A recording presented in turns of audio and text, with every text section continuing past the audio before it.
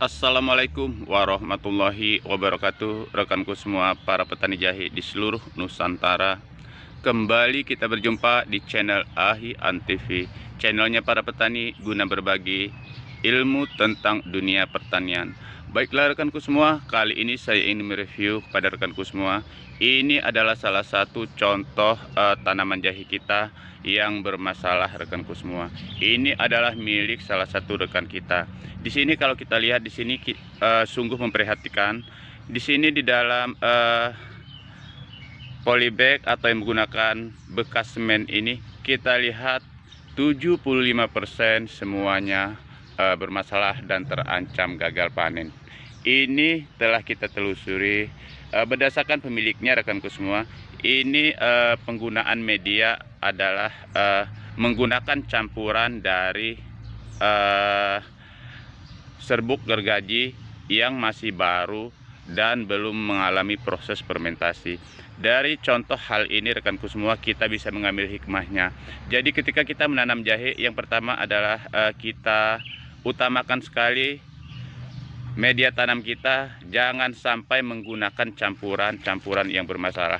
Kita bisa menggunakan sekam padi ataupun serbuk gergaji. Namun untuk proses campuran kedua bahan tersebut harus kita perhatikan serbuk gergaji yang sudah lapuk ataupun sudah lama, yang telah mengalami proses fermentasi secara alami ataupun secara buatan.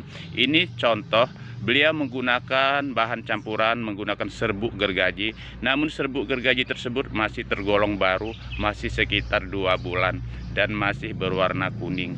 Ini akibatnya rekanku semua, ini fatal sekali. Kecuali kita lakukan proses fermentasi terlebih dahulu khusus untuk serbuk gergaji, apabila tidak akan mengalami masalah seperti ini. Beda kalau kita menggunakan sekam padi. Tetapi kalau kita menggunakan sekam padi, walaupun tergolong masih baru dan belum mengalami proses fermentasi, dia tidak akan terlalu berbahaya seperti ini. Tapi kalau kita menggunakan serbuk gergaji, ini fatal sekali apabila memang belum mengalami proses fermentasi. Ini contohnya.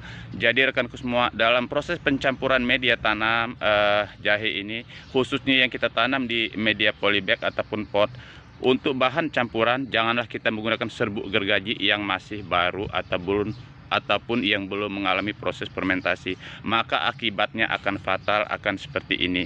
Ini pembelajaran penting rekanku.